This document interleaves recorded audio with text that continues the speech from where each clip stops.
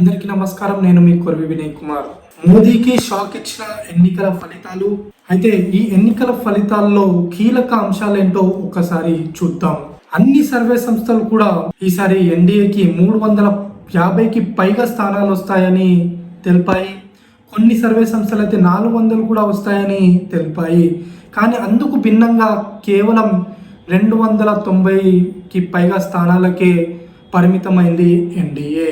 ఏ survey సంస్థలు కూడా పోయినసారి కంటే ఈసారి తక్కువ స్థానాలు వస్తాయని అంచనా వేయలేకపోయాయి. ముఖ్యంగా ఉత్తరప్రదేశ్లో సమాజ్వాదీ పార్టీ ఇండియా కూటమి అతిపెద్ద పార్టీగా అవతరిస్తుందని ఏ సర్వే సంస్థ కూడా అంచనా వేయలేకపోయాయి. అంతేకాకుండా మహారాష్ట్రలో మహా వికాస్ అఘాడీ అతిపెద్ద కూటమిగా అవతరిస్తుందని ఏ సర్వే సంస్థ కూడా అంచనా వేయలేకపోయింది. అన్ని సర్వే సంస్థలు కూడా యూపీతో పాటు మహారాష్ట్రలో ఎన్డీఏకే ఎక్కువ స్థానాలు వస్తాయని చెప్పడం జరిగింది.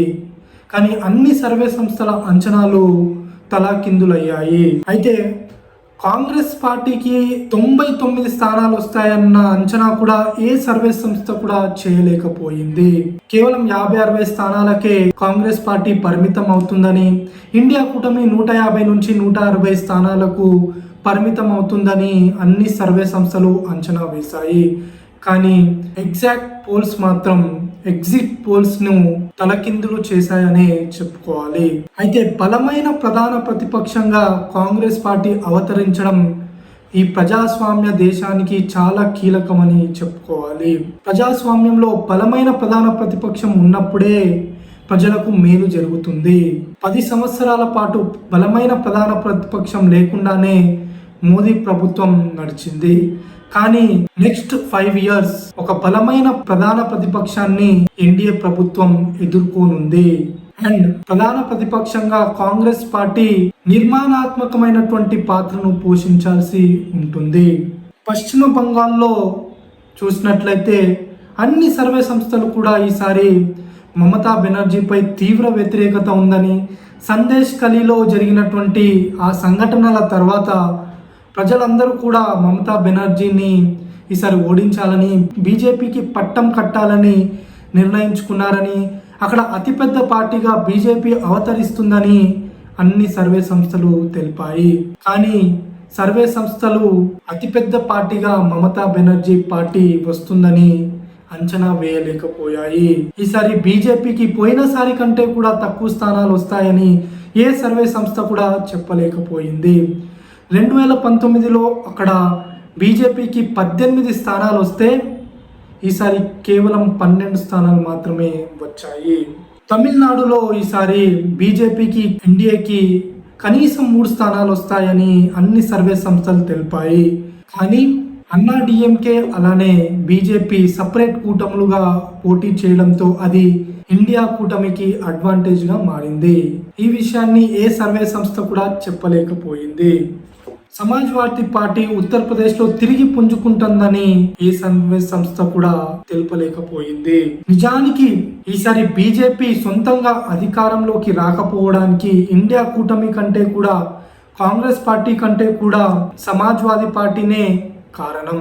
సమాజ్వాదీ పార్టీ అతిపెద్ద పార్టీగా ఉత్తరప్రదేశ్లో అవతరించడంతోనే బీజేపీ 272 మార్కును దాటలేకపోయింది. కేవలం 240 స్థానాల దగ్గర పరిమితమైపోయింది.